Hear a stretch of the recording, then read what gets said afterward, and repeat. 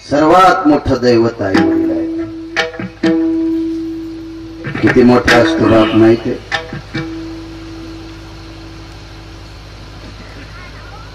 लहानपणापासून मुलगा थोडासा झाला की त्याला मंदिरावर खांद्यावर न्यायचं, कडेवर न्यायचं, नाना प्रकारचं संगोपन केलं. मुलगा मोठा झाला. किती मोठा असतो बाप लक्षात घ्या. इतका मोठा मुलगा झाला, इतका मोठा झाला, इतका मोठा झाला, सुपर क्लास अधिकारी झाला. दिवाळीच्या सुट्ट्यात गावाकडे आला.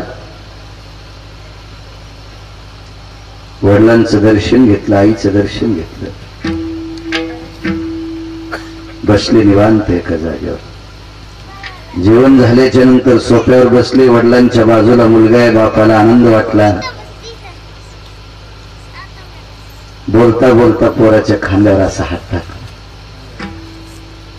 टाकला. काय रे बाबा, सुपर क्लास अधिकारी जिल्हा आहे तुझ्या ताब्यात. किती मोठं पद आहे, किती मोठा आहेस तू. बाबा या पठ्ठ्यासारखा मोठा कोणीच नाही म्हणजे, मीच मोठा आहे. वा, या पठ्ठ्यासारखा मोठा त्रिभुवनात कोणी नाही. शंका आली बापाला. बेटा मी जेलमध्ये गेलाय, मला मोठं म्हणत नाही, स्वतः मोठं म्हणते. कलेक्टर झालं याचं भुसकट वाटतं याला. खरंच तू मोठा आहे बाबा, माझ्यासारखा मोठा कोणीच नाही. थोडीशी शंका आली वडिलांना. त्याला विचार आला की चला आपण शेतात येडा करायला जाऊ. लक्ष्मी येतो का शेतातून. पत्नीने सांगितलं मालक ऊन पडले, कशाला एवढ्या दुपारी चालला, काय तरी शेतात तुम्ही कशाला जाता. थांबा, नाही येतो मी. दाराच्या बाहेर गेले. मुलगा बाहेर आला, मुलाची आई बाहेर आली. कशाला जाता बाबा. नाही येतो मी शेतातून. हे बाळा, तू म्हणत असताना जगात मी नंबर 1 चा मोठा आहे. कोण मोठा आहे. बाबा तुम्ही मोठे आहात. बाबा तुम्ही मोठे आहात. शब्द पलटायचा नाद आहे कर तू.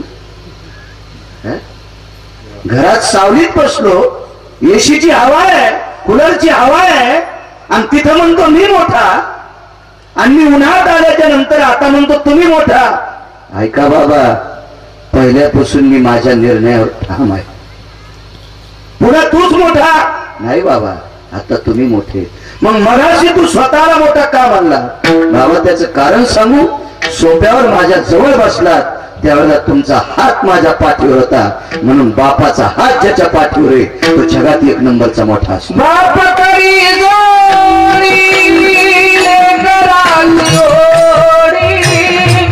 बाप करी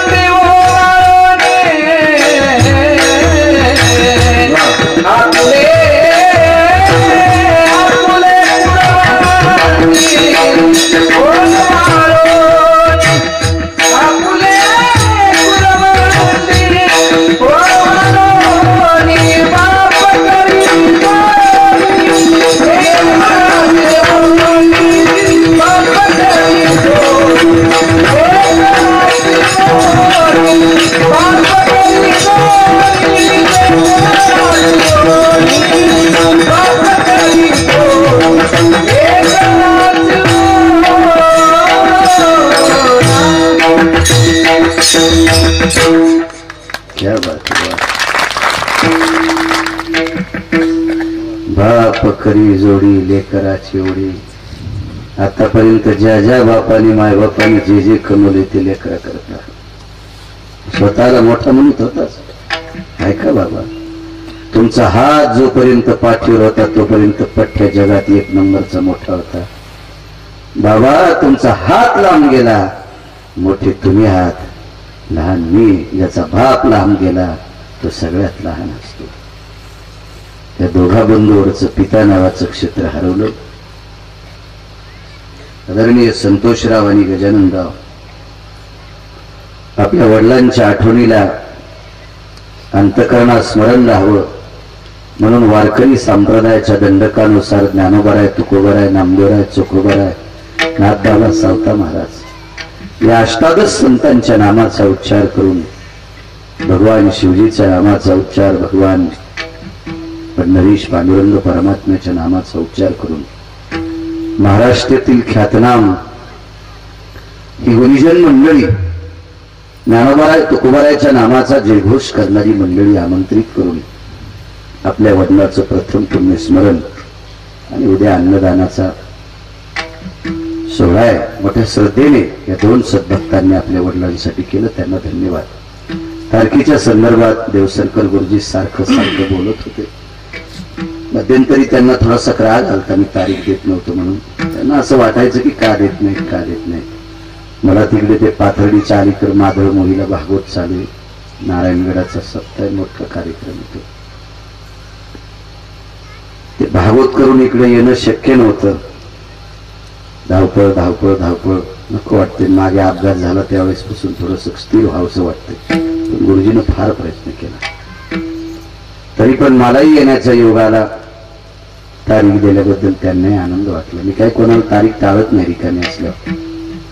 सतत देवसरकर गुरुजी बोलत राहिले, आज हजरी आहेत, त्यांना धन्यवाद. ही महाराज मला त्या फाट्यावर घ्यायला आली. काय नाव आहे यांचं? स्वप्नील महाराज तुम्हाला सुद्धा. पंचक्रोशीतील सर्व श्रोता मंडळ, गावकरी मंडळी, जवळ बसलेली, लांब बसलेली, काय घेणे आपल्याला, जवळ बसले काय लांब बसले काय. एका लग्नाला 5 लाख वराड आलं. वराड 5 लाख आलं. पक्वान्न केली 15, पण नवरदेव नाराज होता. सगळ्या जणांनी विचारलं, अरे वराड 5 लाख आले, 15 पक्वान्न केले, तू नाराज कस काय? म्हणला वराड 10 लाख येऊन फायदा नाही, पक्वान्न 30 करून फायदा नाही, नवरी आंधळी आहे. काय करायची एवढी पदार्थ असून, इतकी माणसं असून. तसं तुम्ही लांब बसले काय आणि कुठं बसले का काही समज नाही. आपल्याला ज्ञानोबाराय, तुकोबाराय जवळ आहे आणि तुम्ही जवळ धरून तरी आमचं काय फायदा होणार आहे? तुम्ही ज्याच्या जवळ गेले त्याला फायदा आहे, तर तुम्ही आम्हालाच कुठं नीट करता.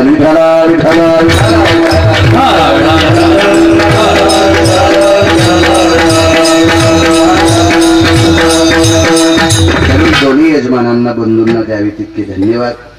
बघा, ज्याचे आयुष्य नोहे लेखा तेही देखा निमाले. ज्याचं आयुष्य आतापर्यंत कोणाला लिहिता येत नाही ते सुद्धा जातात. एक मुद्दा सांगू का? माझ्या शांतीब्रह्म एकनाथ महाराज हा भंग लिहितात. त्यांचा अधिकार किती मोठा होता सांगू तुम्हाला. शांतीब्रह्म एकनाथ महाराज एके दिवशी इहलोकातली यात्रा त्यांची संपली. थोडा मोठा काय आवाज. यात्रा संपली इहलोकातली. पार्थिव शरीर घरात आहे. या महाराष्ट्राच्या मातीतला, त्या काळातला, कान्याकोपऱ्यात ज्याला कळालंय तो सर्व कान्याकोपऱ्यातला वारकरी प्रतिष्ठान, गोदा तटी, ते पैठण क्षेत्री धावत गेला असेल. ज्याला शक्य असेल ते. वाहत नव्हती. 400 वर्षापूर्वीची गोष्ट आहे, घडलेला प्रसंग आहे. एवढ्या मोठ्या नामाच्या जयघोषात हजारो वारकऱ्यांच्या सानिध्यात समक्ष शांतीब्रह्म एकनाथ महाराजांच्या पार्थिवाची यात्रा गोदावरीच्या पात्राकडे चाललेली. जावं लागते मोठ्या मोठ्यांना. इतराचा पार कोण सांगते? दुसऱ्या कडेवर बोलायचे आपल्याला. रस्त्यामध्ये काही मध्य भागात ती प्रेत यात्रा, ती अंत्ययात्रा आली. आणि ती अंत्ययात्रा जात असताना एका चौकटीला एका बाईनं हात दिला आणि तिनं तोंड कस्तरी केलं. तोंड कस्तरी करण्याचे 2-3 लक्षण. दुःखानं कस्तरी करणं वेगळं आणि रोषानं रागानं कस्तरी करणं हे वेगळं. लगेच कळत असतं माणसाला. तर तिला महाराज गेले याचं दुःख नव्हतं. तिला दुःख एका गोष्टीचं होतं, तिची पोरगी त्या दिवशी वाटे लावायची होती. तिनं लाडू, करंज्या, चकल्या काय काय असे 10-5 पदार्थ केलते आणि त्याची तिच्या मुलीची त्या दिवशी बोळवण होती. तुमच्याकडे बोळवणच म्हणते ना, बोळवण ती वाटी लावायची होती. बैलगाड्या, घाट्या, घुंगरा अशी सजवलेल्या होत्या 1-2 गाड्या आणि विहायला, विहीला, जावायला, त्या मुलीला, तिच्या नणंदेला, तिच्या भायाला, तिच्या जावाला, हे सगळ्यांना अशी कपडी मस्त अशी छान आहेर केली आणि आनंदानं त्या दिवशी वाजत गाजत जवळच असं गाव असेल तिथे ती मोठ्या थाटात वाटी लावणार होती. आणि सहज तिच्या तोंडातून वाक्य पडलं, काय माय गावात प्रेत पडलं, यांची अंत्यविधी यायला आजच टाइम होता का? इतक्या दिवसापासून माझं लेकरू वाट लावायचं करण्यात इतका लांब वेळ गेला, एवढ्या मोठ्या साहसाने केलं, कशी वाट लावा माय? तिच्या दारातून अंत्ययात्रा जात होती. प्रेताला ऐकू येत असते का? पण कोण्या टोकाला गेलेली लोक असतील कल्पना कराई. शांतीब्रह्म एकनाथ महाराजांनी विचार केला, आपल्या जाण्यामुळं आज या बाईच्या अंतःकरणात जर दुःख असेल, वितुष्ट असेल, तर आपण उद्या जाऊ ना. चौघाईच्या खांद्यावर होते, हरिपंडित पुढे होते, हरिपंडिताच्या बाजूला हर्ष चालत होते आणि लाखो हजारो माणसं पाठीमाग होती. अल्लादी चौघाच्या खांद्यावर उठून बसले आणि खाली हात केला आणि त्याला सांगितलं, खाली टेकलं खाली. हे शांतीब्रह्म एकनाथ महाराज होते. त्यांना खांदा देणारी अधिकारी लोक होते. आता जर एखादं म्हातारं प्रेत त्या मारावर असेल आणि उठून जर त्यानं जर त्या खांदा देणाऱ्याला असं खाजिलं तर ते जाग्यावर जर नाही नेलं तर मला बाळू मारत नाही, ते जाग्यावर मारणार. जाग्यावर ते वाचत असतो रे कुठं, अरे बापरे सकाळ त्या उठलाच कसा जाग्यावर गेलो. पण ती अधिकारी लोक असतील ना, ती शांतीब्रह्म एकनाथ महाराजांच्या पार्थिवाला खांदा देणं म्हणजे काय सामान्य गोष्ट आहे का? अहो 36 वर्ष शांतीब्रह्म एकनाथ महाराजांनी पंढरपुरातल्या मालकाच्या हातचं पाणी पिले. 36 वर्ष. हो,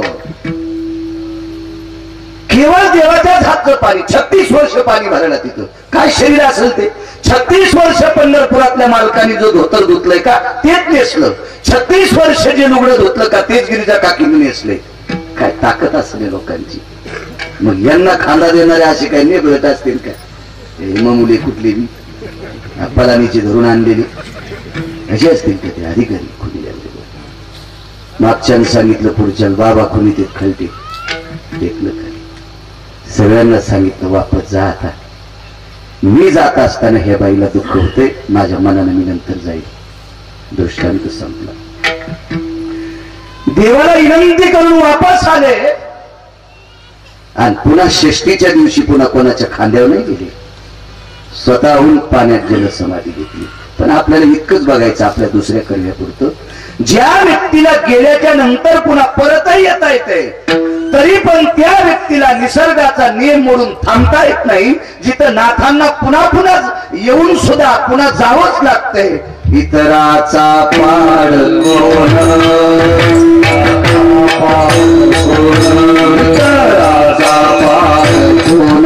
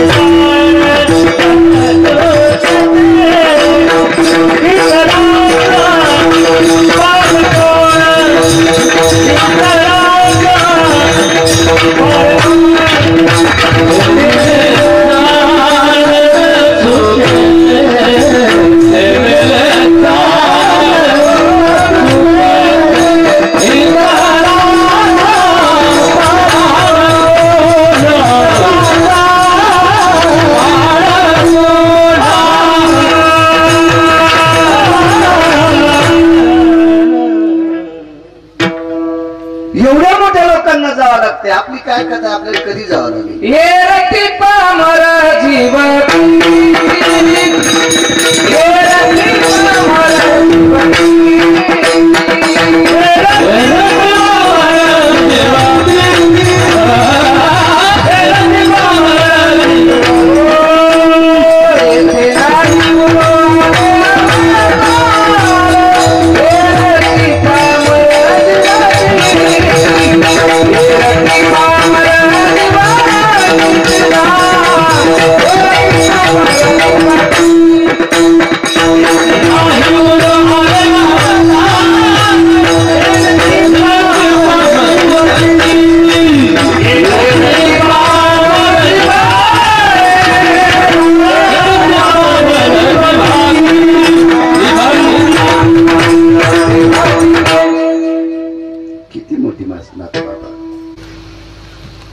पूर्वीच्या काळात 12 वर्षाला एक तप म्हणायचे आणि आश्रम शाळेत त्या काय जुन्या काळात जे साधू मुनी योगी जपी तपी शिकवायचे त्यांच्याकडे 12 वर्ष करता लेकरू नेऊन सुपूर्द करायचं. 12 वर्ष पूर्ण झाल्याच्या नंतर जगाच्या मालकाने महर्षी सांदीपनींचं दर्शन घेतलं, त्यांच्या धर्मपत्नीचं दर्शन घेतलं. का दर्शन घेतलं सांदीपनींचं? 12 वर्ष विद्यार्जन केलं. आपले गुरु आहेत ते दर्शन घेतलं. गुरुजी आपल्याला काही देऊ का? नको म्हणजे कृष्ण, काय पाहिजे आपल्याला? काहीच नको. नको काही नको. महर्षी सांदीपनींना पुन्हा पुन्हा विचारलं का नकोय? अरे लक्ष्मीचा पती ज्याच्याकडे शिकायला येतो तो किती मोठा असेल याचा विचार कर कृष्ण. कृष्ण कोणाचे पती आहेत? लक्ष्मीचे. मग लक्ष्मीचा पती ज्यांच्याकडे शिकायला जातो तो किती मोठा असेल आणि त्यानं जर लक्ष्मीच्या पतीला मागितलं तर किती किती दूषण आहे रे. कशाला देतो आम्हाला? काय नकोय नकोय म्हणजे. ठीक आहे गुरुजी येतो मी. देवाच्या लक्षात आलं 12 वर्ष भाकरी खाल्ले एका बाईनं आपल्याला जीव घातले. 12 वर्ष जाता जाता सांदीपनींच्या धर्मपत्नीचं दर्शन घेतलं. आई साहेब येऊ? ये कृष्ण ये. पाठीवर थाप टाकली. जा जयस्तु भय व्याप्तानां इन्मखेषु पराभासोयो अमान्य मान्य क्षत्राणां क्षत्रेषु पूर्णत्वः. समाजाला अमान्य असेल किंवा मान्य असेल पण तू ज्या ज्या ठिकाणी काम करशील त्या ठिकाणी तुला जय प्राप्त होईल असा आशीर्वाद सांदीपनींच्या पत्नीने दिला. 19 कामं चुकीचे केले. 19 कामं चुकीची केली 8व्या अवतारात. तरी पण एका साधूच्या पत्नीने आशीर्वाद दिला. त्या आशीर्वादाच्या बळावर पंढरपुरातला मालक अपयश घेऊनच आला नाही, यशच घेऊन आला. चांगल्याची थाप पाठीवर असली पाहिजे. निघाले प्रभू. पण देवाच्या लक्षात आलं गुरुजींनी काही घेतलं नाही. या बाईला काहीतरी द्यावा, माऊलीला काहीतरी द्यावा, गुरुमातेला काहीतरी द्यावं. आईसाहेब आपल्याला काही देऊ का? त्या थोड्याशा हसल्या. आईसाहेब मागत काही नाही, हसलात का? ऐक ना कन्या, लक्षात ठेव, मी ज्या व्यक्तीच्या नावानं कपाळावर कुंकू लावते ना, मी ज्या व्यक्तीच्या नावानं कपाळावर कुंकू लावते त्या व्यक्तीला तू फार वेळेस आग्रह केला तरी त्यांनी काही मागितलं नाही. मग माझ्या कपाळाचे मालक तुझ्या पुढे हात पसरत नाही, मी कसा पसरू रे? हे बाळा ये, मीच तुला आशीर्वाद देते. जा जयस्तु मंगला. तू कायम स्वरूपी जय प्राप्त करशील. तुला अपयश पदरात पडणारच नाही. तू जिथे जाशील तिथे जय प्राप्त होईल. कधी कधी चुकीचं काम केलं तरी जयच प्राप्त होईल. भीमाला गदा मांडीच्या खाली मारायला लावली तरी जयच. काम तर चुकीचे केले तरी पण जयच. भीष्माचार्याला मारण्यासाठी बाई झाला तरी पांडवांना गादी, जयच. कर्णाला मारण्यासाठी जगाला जीव घालणारा विश्वाचा बाप आहे तरी पण तिथे भिकारी झाला तरी पण जयच. एका साध्वीचा आशीर्वाद. पण आश्रमाच्या बाहेर पडल्यावर बाई रडू लागल्या. इतराचा पार कोण सांगतोय? दुसरा पुरावा देतो. पुन्हा इतराचा पार रडू लागला. भगवंताने विचारलं आई साहेब रडतात का? वापस गेले, पुनश्च दर्शन घेतलं का रडतात? काही नाही कृष्णा, तू इथं होतास ना फार आनंद वाटायचा. तू चाललास याच्याकरता दुःख वाटते. आई साहेब म्हणतात त्यावेळेला परत येत जाईल. तो विषय नाही रे कन्या, मला दुःख वेगळं आहे. माझा 4.5 वर्षापूर्वी मुलगा समुद्रामध्ये स्नान करत असताना मृत्यू पावलाय. पण 4.5 वर्षात तुम्ही एकदाही रडला नाही. ऐक ना कृष्णा, माझा मुलगा गेल्याच्या नंतर तू आश्रमावर आलास आणि तू आश्रमात बघितलं की मी माझ्या मुलाला तुझ्यात पाहत होते.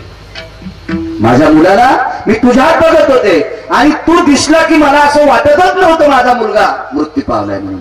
पण कन्हैया, आज तू आश्रम सोडून जातोस रे. आज मला माझ्या बाळाची आठवण झाली. मी त्याला कोणात बघू, मी कोणात बघू. भगवंतानं सांगितलं, आई साहेब तुम्ही बाकीचं काहीच मागितलं नाही, पण एक देऊ का, त्याला उठू का एकदा. 4.5 वर्षाच्या नंतर पाण्यात डुबलेला मुलगा गुरुदक्षिणेत परत केला. महर्षी सांदीपनींचा पुत्र. काय अधिकार असो या लोकांचा. देवानं 4.5 वर्षापूर्वी पाण्यात मृत्यू पावलेला पुनश्च मुलगा जिवंत करून आणून द्यावा. त्या मुलाला आयुष्याची मर्यादा किती आहे, पण आज तो मुलगा देवानं जिवंत करावा किंवा ज्याच्या आईनं देवाला भाकरी घालावा किंवा ज्याच्या वडिलांनी देवाला शिकवावा, एवढ्या व्याप्तिक जन्मालेलं अपत्य मृत्यू पावल्याच्या नंतर पुन्हा वापस येते. पण त्याला सुद्धा कालांतरानं जावंच लागतंय. वितराचा पार कोण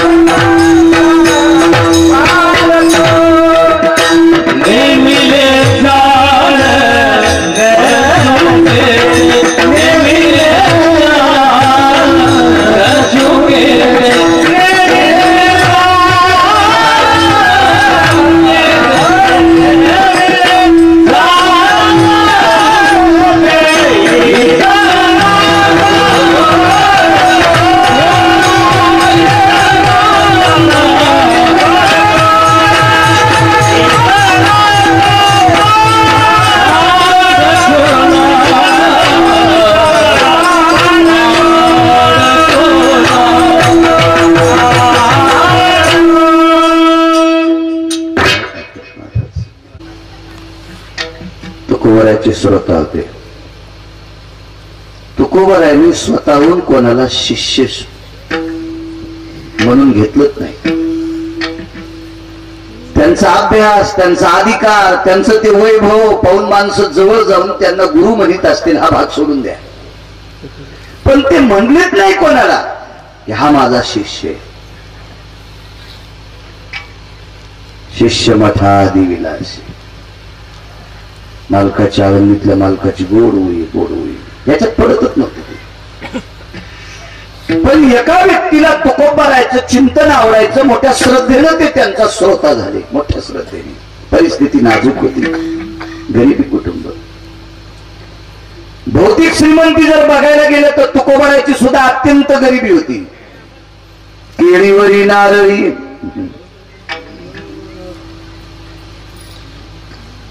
पाहुणे घराशी, आजी आले ऋषिकेशी, काय करोपचार, कोप मोडकी जर्जर. अत्यंत साधं सुद्धा घर, काही उपचार करण्यासाठी काही त्यांच्याकडे नाही. ही परिस्थिती तुकोबारायची साधी दिसणारी श्रीमंती. असायला तुकोबाराय किती श्रीमंत होते मला वाटते ब्रह्मदेवाकडे तरच नसेल ते मोजायला. एवढी मोठी व्याप्ती होती त्यांची, फार मोठी व्याप्ती. पण बाकी असं दिसण्याच्या बाबतीत इतकी साधी परिस्थिती, इतकी साधी परिस्थिती. जाऊ बुडती भिके, कुत्री घर राखीती. बाहेर गेल्याच्या नंतर दार लावायचंच नाही, काहीच नसायचं त्या घरात, इतकी साधी परिस्थिती. पण वाणीत ताकद होती. हरिनामे विश्व ढवळून काढत होत. त्यांचं श्रवण ऐकण्यासाठी काही श्रद्धेनं माणसं जायची. एका बाईच्या मुलाला ताप आली. मालकाने हातपाय धुतले. कुठे निघालात? जातो भजनाला. धनी माहिती आहे तुम्हाला काय? सकाळपासून पोरग तापीनं लाल झाले.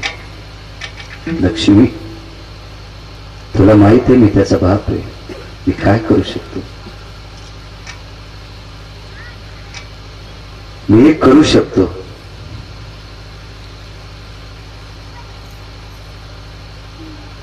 त्याच्यासाठी चिंतन ऐकू शकतो देवाचं, दुसरं काय करू? मी वैद्य नाही, माझ्यात ताकद नाही त्याला दुरुस्त करण्याची. दबत्या पावलानं पत्नीकडे एकदा बघितलं, प्रिय आपण वैद्य नाही, काय करू शकणार मी याला? जाऊ दे वाचण्याकरता. निघाले. जड अंतकरणाने दुःखाच संसाराची भय प्रत्येकाला असते. असा जगात माणूसच नाही ते संसारात पडल्यावर त्याला भीती नाही. भीती आहे संसाराची. ज्यानं भजन केल्याच्या नंतर स्वर्गातलं अमृत शुद्ध होते, त्या चोखवायला सुद्धा प्रपंचातली भीती होती. प्रपंचाचे भय, संसाराचे भय, धरोनी मानसी, चोखा मिळून पुरीशी जाता झाला. भीती आहे संसारातली, भीती भीती भीती प्रत्येकाला भीती. याच्या पलीकडे सांगू का? पंढरपुरातल्या मालकाचा लक्ष्मीला झालेला, रुक्मिणी आई साहेबाला झालेला पहिला मुलगा शंभरासूर नावाच्या राक्षसाने दसऱ्याच्या दिवशी पळून नेला. त्याला संधी किती गोड पाहिजे लक्षात घ्या. दसऱ्याच्या दिवशी शस्त्र धरून त्याची पूजा करत असते, म्हणून देवानं सुदर्शन देवघरात ठेवतो. आणि तितकी संधी पाहिली शंभरासुरानं आणि पाण्यातलं मदन उचलून नेला. कारण शंभरासुराला अशी भीती होती की भगवान श्रीकृष्ण परमात्म्याचा पहिला मुलगा जो जन्माला येईल तो तुझा शेवट करील. म्हणून हा शंभरासुर नावाचा राक्षस अजिंक्य होता. याने विचार केला, बेटा आपल्याला एकटंच मारणारे, आपण याला घेऊन जावं. उदाहरण दोन सांगतो. द्वारका नावाच्या नगरीत त्या दिवशी प्रवेश केला. त्याच्या लक्षात आलं एकही शस्त्र आता बलराम दादाच्या कृष्णाच्या जवळ नाही आपल्याला फेकून मारायला. ते देवघरात पूजा करण्यासाठी ठेवले आणि त्या संगीत बाळक उच्छन्न निघाले. आता आपल्याला मारणारे म्हणून त्याला छिन्न भिचिन्न करावं ना, समुद्रात फेकून दिलं. समुद्रात फेकल्याच्या नंतर इतका आनंद, इतका आनंद, इतका आनंद, मोठ्या मोठ्या माशांनी याला खाल्ला असेल. नेहमी जाणणं चुकीच्या, ठरलेलं चुकत नाही, चुकत नाही. त्याला एवढा आनंद, बायकोला सांगितलं, प्रिय लक्षात घे, मला मारणारा सागरात टाकलाय. आहेच किती की एवढा एवढा अख्खं बैल गाय म्हैस गिळणाऱ्या माशा येतात. त्या चिमुकल्याला गिळायला किती लागेल, फेकून दिलाय. ताण घेऊ नकोस. ती मोठ्या आनंदानं स्वयंपाक करायचं ठरवलं. दुसऱ्या दिवशी भोई मासा घेऊन आला विकण्यासाठी. तो मासा तिने बाहेर येऊन पाहिला शंभरासुराच्या पत्नीनं, आणि तिने सांगितलं, मालक किती मोठा मासा आहे, आपल्याकरता पाक निष्पत्ती करता घ्या. पाक म्हणजे स्वयंपाका करता घ्या. मोठ्या आनंदाने तो मासा त्या शंभरासुर नावाच्या राक्षसाने घेतला. याच्याकडे एक माया नावाची दासी होती. त्या माया नावाच्या दाशीला सांगितलं याचा पाक कर. पाक म्हणजे स्वयंपाक. स्वयंपाक कर. तिने तो मासा धुतला. स्वयंपाक घरामध्ये माशाचे 2 तुकडे केल्याच्या नंतर त्याच्यातच जगाच्या मालकाचा मुलगा निघाला.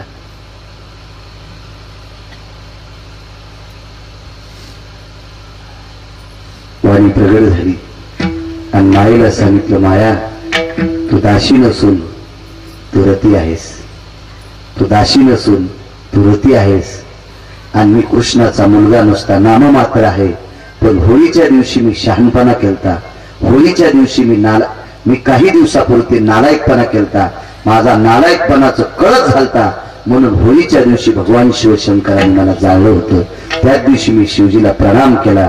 शिवजी आता झालं गेलं, पाण्यात गेलं, मला माफ करा. माझा उद्धार कधी होईल? तू भगवान श्रीकृष्ण परमात्म्याचा पहिला मुलगा म्हणून जन्माला येशील.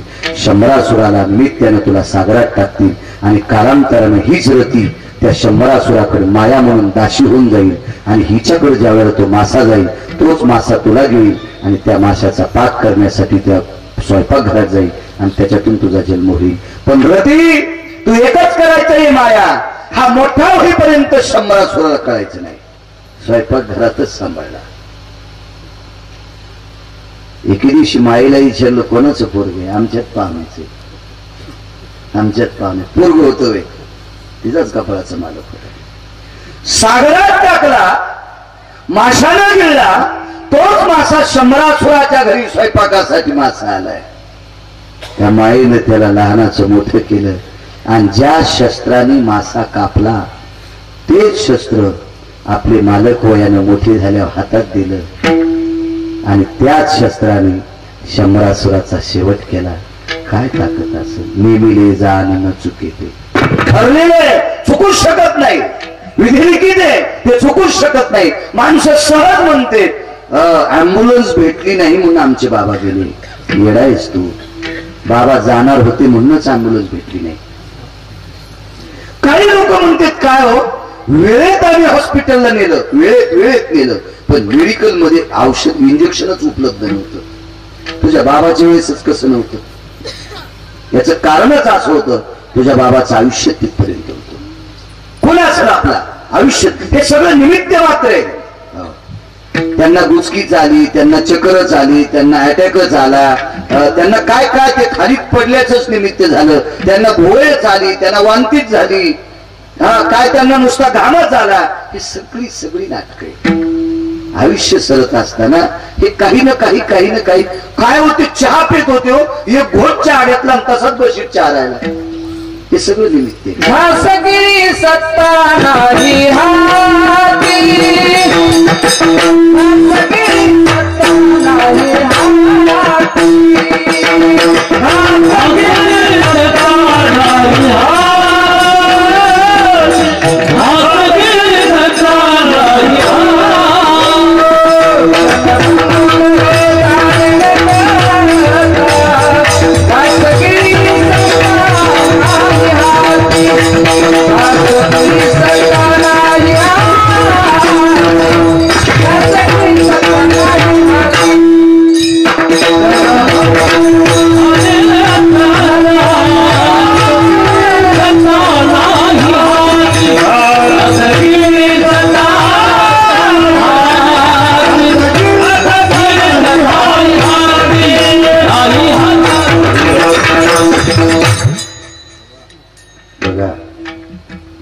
माणसाचा क्षणाचा भरोसा आहे. सगळं निमित्त. शंभरासुरांनी मारण्यासाठी त्याचा शेवट करावा याच्याकरता समुद्रात टाकलं, पण बेटा तिथेच जन्माला याचा शेवट केला.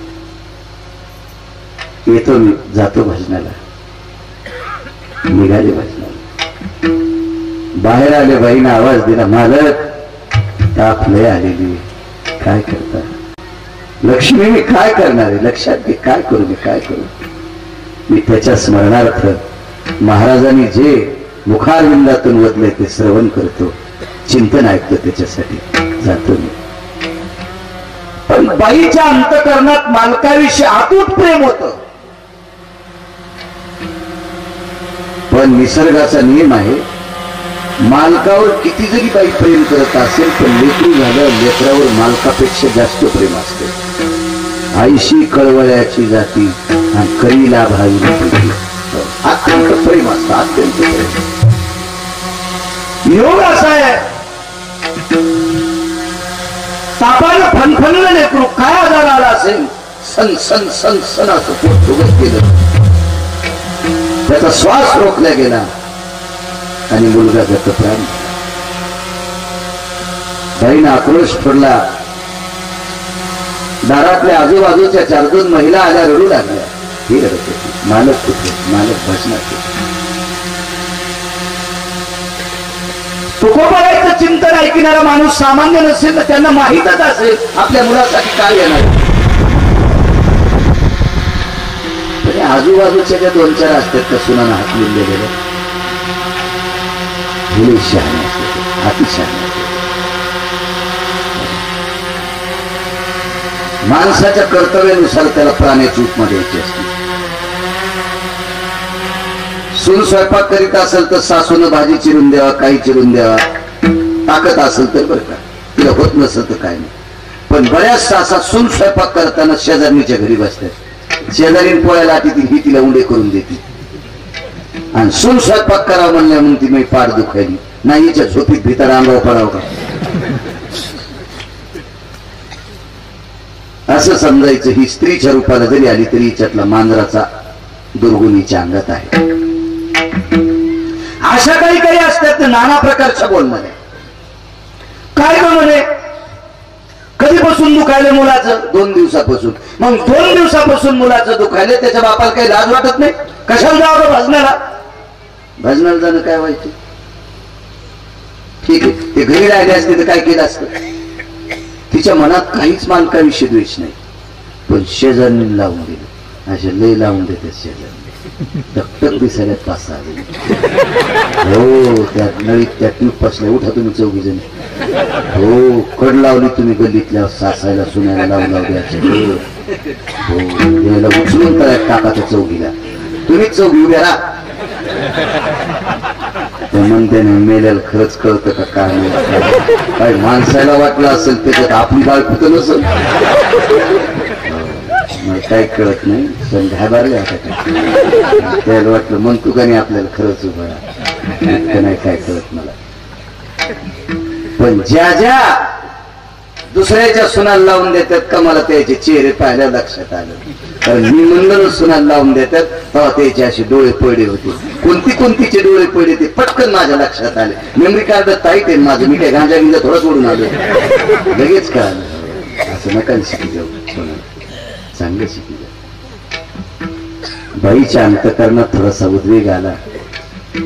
मालकाला बोलायला पाठीण्याऐवजी तसाच मुलगा पाठीवर घेतला खांद्यावर आणि जिथं तुकोबारायचं भजन चालू होतं तिथपर्यंत पोहोचले. आवाज भजन बंद झालं. पाहिलं कोण आहे? आमक्याची पत्नी. काय? मुलगा आहे. तुकोबाराय तसेच पुढे आले आणि त्याच्या पायापुढे पोरग टेकले. महाराज, तुमच्या नादाला मागत लागली तेव्हापासून संसारात काही आनंदच नाही आमच्या.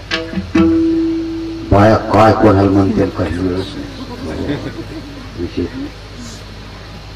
खूप याच्या अंतकरणात काय काय भाकडवाद भरलेला आहे. देव जाणे. सत्तेला दम नाही, कीर्तनाला दम नाही, रामायणाला दम नाही, भागवताला दम नाही आणि यायला काही सुचत नाही. काही करते कोणी सांगा. काही चांगल्या चांगल्या घरी काही बी गोठुडे बांधलेले इथं काय कानी आर केलेलं, तिथं काय कानी आर केलेलं, तिथं कशाची दोरीच बांधलेली, तिकडं गंडाच बांधलेला. मेंढ्याची काय नाही, तिथे फलाण्यानं दिलंय हे बांधल्या पैसे येते. आपल्या तरी घरी बांधा, आपल्याला कीर्तन करायचं काम पडणार आपल्या घरी बांधा. इथं काय बांधलेलं, तिथं गाचके गुचके अशी काही बांधलेली यायलाच नादात. आमचा एक मित्र होता, त्यानं गुरुजी त्याच्या बॅगला असा गंडा बांधलेला होता. बॅगच्या असं छोटी बॅग होती, मला असती काळी बॅग. डायरी फायरी होत असतो, कोणी काही दिले 4 आणि 8 आणि त्याच्यात टाकी अशी लहानशी बॅग. त्याच्या बॅगला त्यानं असं गंडा बांधलेला. म्हणलं काय कळकळ झालं, ते तोड नका म्हणला. त्यानंच तर पैसे देत त्यानंच म्हणलं. बर, त्याला पुढच्या पातळीवर उतरायचं होतं आणि तिथून त्याला एसटीने जायचं होतं 10 किलोमीटर. त्याच्या बॅगची चेन उघडली, सगळे पैसे मी माझ्या बॅग मध्ये टाकले आणि त्याला बॅग हवली केली. एसटीत बसल्यावर तिकीट काढायला पैसेच नाही. ती म्हणलं माझ्या बॅग मध्ये पैसे गेलेच कस काय? मी म्हणलं तू ह्या बॅगला गंडा बांधला म्हणल्यावर यायला पाहिजे होते, जाते कसे? नाही म्हणलं आता पस्तोर गेलेच नाही यार. म्हणलं जाते कसे पटकन घेतले. त्याला म्हणलं मूर्खा, पैसे येण्यासाठी कष्ट करावं लागत असते. उद्योगमोर धनते लक्ष्मी. अशा नालायकपणानं पैसे येत नसते. मूर्खच की काय? गंडेन दोरेन काही वडेन फुगडेन काही करतो आपण. मूर्खपणा होतो. नाना प्रकारच्या 10-5 जणी जमल्या आणि त्या बाईला सांगितलं पाय तुझे मालक आधी लागले. तुकोबरायच्या समोर ते लेकरू प्रेत पडलेले मुलाचं. डोळे झाकले पंढरपुरातल्या मालकाचं, काशीतल्या मालकाचं. यक्ष किन्नर गंधर्व चारण विद्याधर लोकपाळ दिग्पाळ चारुहास परमहंस धर्मानुराग सर्व लोकांचं स्तवन केलं. देवा मी देवाचं चिंतन करावं, तुझं भजन करावं आणि काय माझ्या पाठीला असा पुरावा आहे. महाराजांनी त्याच्यावर हात फिरल्याबरोबर ते चेतन झालं. त्याच्या वडिलाचं नाव होतं शिवजी. त्यांचा सुपुत्र होता तो. उठवला तो. दृष्टांत संपला. महाराज तुकोबरायांनी जरा जिवंत करावा. त्याची आख्यायिका किती मोठी असेल, त्याचा अधिकार किती मोठा असेल, त्याच्या वडिलाची श्रवण भक्ती किती मोठी असेल, तुकोबरावर त्याची श्रद्धा किती असेल, तो मुलगा जिवंत केला. पण कालांतराने त्यालाही जावं लागलं. तुकोबरायांनी ज्याला परत आणावा त्याला सुद्धा परत जावं लागतंय. तुमची आमची काय कथा? वितराचा पाड कोण,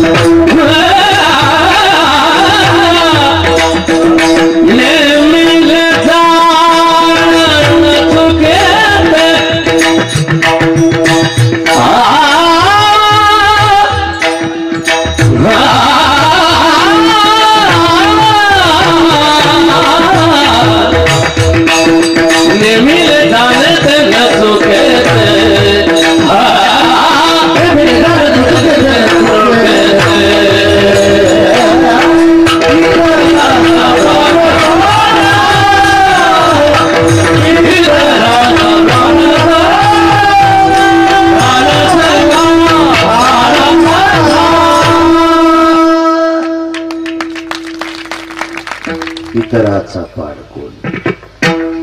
किती अधिकाराला पोचलेले लोक असतील. इंद्राच्या पत्नीचं नाव शची, मुलीचं नाव जयंती, मुलाचं नाव जयंत. फार मोठं सुखी कुटुंब. भौतिक सुखामध्ये एवढं श्रीमंत कुटुंब इंद्रासारखं भौतिक सुख मला वाटतं मृत्यू लोकात कोणालाच नाही. एवढं सुख एक जणाला भिंती एवढी टीव्ही आणली, पण कधी जिवंत कधी मेलेली माणसं त्याच्यात दिसत असतील. इंद्राची तर काय ताकद होती.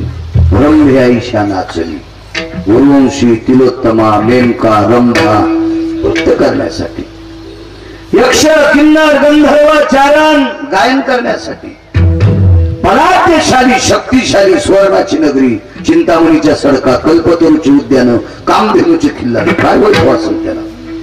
150 एकरवाल्याला जर चहा करायचा असेल तर उंदीर धरल्यावर येताना थैली आणतो दुधाची. जमीन 150 एकर, गाई 7 भाईच्या हवली केल्या, मग घराच्या पुढे वटा आणि वट्याच्या पुढे शेळीचा खोटा. या महाराज दूध घ्यायला. म्हणलं मी बोक्या नाही, तुला चांदीच टिकून गोरेगावून थैली उंदीर धरल्या आणि मला काय दूध पाजतो बोक्या. थैलीतलं दूध पाहिजे, त्याच्यापेक्षा रोगर पेलेलं चांगलं ते दूध प्यायचं. हो 150 एकर जमीन, कोंबड्या पाळल्या, पापा तिथे काय पाळली. तू मेल्यावर त्या मुखारात कोंबड्याचेच पाखरं घालायचे, असे कुचू दांड्यानं. गाय पाळी म्हणून कोंबड्या पाळी तू कोंबड्या. माणसं कीर्तनात बसली म्हणजे लय साधू असते असं नाही. या मावळाच्या माश्यान यायच्या बनेली काढ्या सुपारावणी छात्या दिसतात. बऱ्याच चेहरा पाहिल्यात कळत एकादशीनं पाळणारी दिसते 10-5%. हो मी काय असा गोळ्या संपल्या म्हणून थोडाच फिरायला लय दिसतेत माणसाची खूप. कालच्या कोरोनामध्ये एका आमच्या पाहुण्याच्या गळ्यात खपक्या माळ होती, अशी खपक्या. ती जर वाघाराला हांडी दोहरी तू वाघाराला तो येईल अशा ठोकर म्हणायची होती. आणि त्याला कोरोना झाला आणि डॉक्टरनं सांगितलं. म्हणलं डॉक्टरनं सांगितलं, डॉक्टर कशाला सांगत, याला चावना माळ काढायचा. ते म्हणला माळ काढ्या वाचत. तिसऱ्या दिवशी ते टपकूनच मेले. माळ काढ्या कुठे कोरोना जात असतो. काय भलती नाटक माणसं. एक जण म्हणला महाराज आम्ही सगळ्यांनी माळी खाल्ल्या तर कोंबड्या अवतार झुकायचे का. म्हणलं नालाय का, कोंबड्याला जनजन्माला घातले ते संपवायचे का ठाचे ते ठरी. तू कोणीच त्याला अवताला झुकणार आणि काय करणार. तुला कशाला झुपितोय ते नंतर तू आम्हाला सांग वरून. विठाला विठाला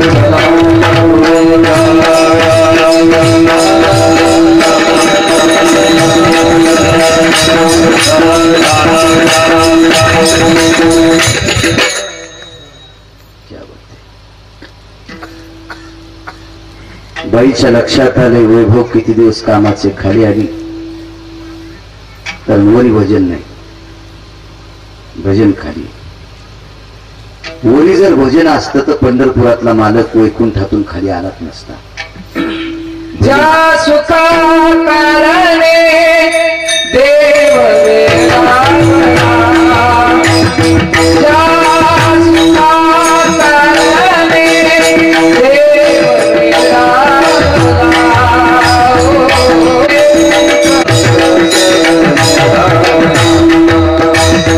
ज्या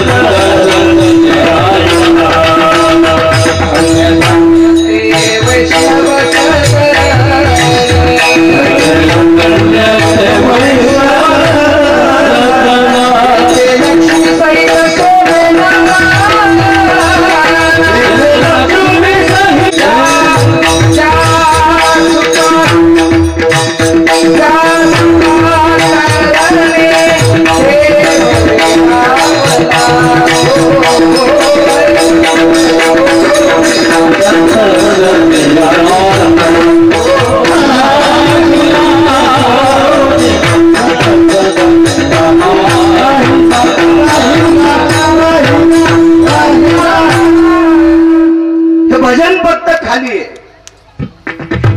तिच्या लक्षात आले वरचं वैभव पुण्य जसं जसं आहे तोपर्यंत मिळते, पुण्य संपले की खाली यावं लागते. बाई खाली आहे. 2 बायका आधी काही होत्या. एकीचं नाव राधा आणि एकीचं नाव मीरा.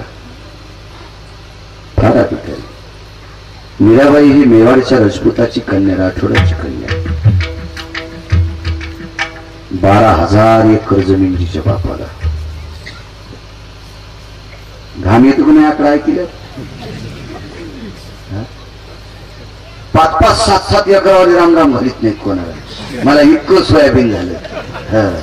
आणि 7-12 कर्जाचा आकडा बसला. इतका आकडा आहे कर्जाचा. डोक्याला केस कमी इतकं कर्ज. तरी सांगू तुम्हाला इतकं सोयाबीन झालं. रामराम घालीन मोकार टेकन चौकीत लुगडं एक. 4 बायका एकच लुगडं नेसायले तरी त्याची भलती टेक. हाती टेक, हाती टेक. 12,000 एकर जमीन बापाला. अख्खं जीवन त्याचं भजन केलं. शेवटच्या टप्प्यामध्ये त्यांचे शरीर क्षीण झाले. दोघीपैकी एका माऊलीच्या सानिध्यात एक कावळा आला. त्या माऊलीच्या लक्षात आलं हा कावळा आपले डोळे फोडील. त्या कावळ्याला विनंती केली, कागा शरीराचं सगळं मांस खाय, माझ्या शरीराचं सगळं मांस खाय, पण मला शेवटच्या श्वासापर्यंत जगाच्या मालकाला बघण्यासाठी माझे डोळे शाबीत ठेव, माझे डोळे शाबीत ठेव. काय ताकद असेल महाराज, किती प्रेम असेल, किती प्रेम. कालांतराने ह्या दोघींची शरीर खाली पडली.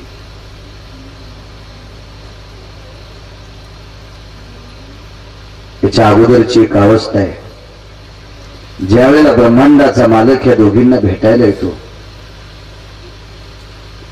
त्यावेळेला जगाच्या मालकाने नाना प्रकारची आमिषे यांच्या पुढे टाकलेली होती. योगी जपी तपी अनुरागी वैकुंठातनं बघत होते काय अधिकार असल्या बायकांचा. विश्वाचा मालक वेळा धरण्याला मागा म्हणतो. एका व्यक्तीने विचारलं, का हो जगाचा मालक इतका वेळा झालाय, असं काय दिलंय तुम्ही? त्याच्यातल्या एक जणीने सांगितलं, आम्ही दिलं काहीच नाही, आम्ही त्यालाच विकत घेतलंय. पण कशाच्या बळावर विकत घेतलंय?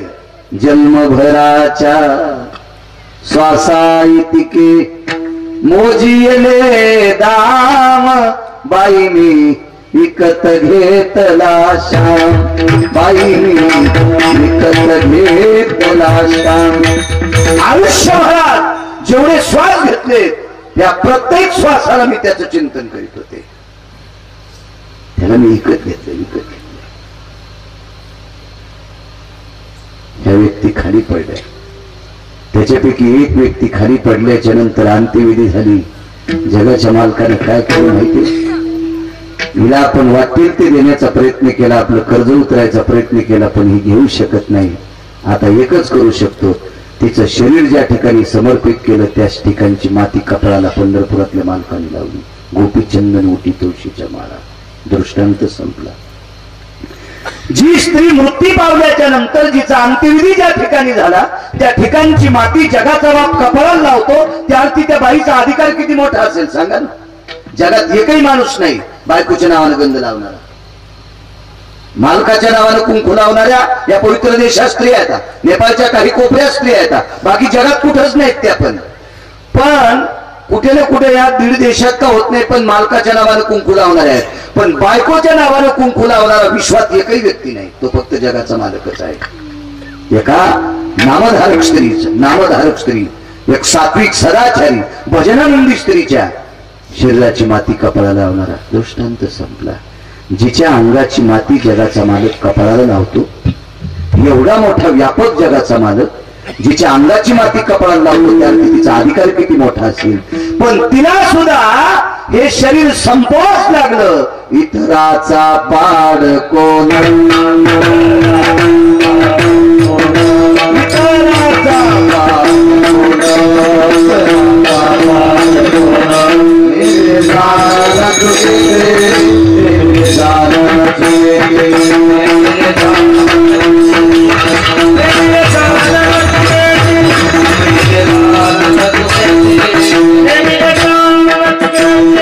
ईश्वराचा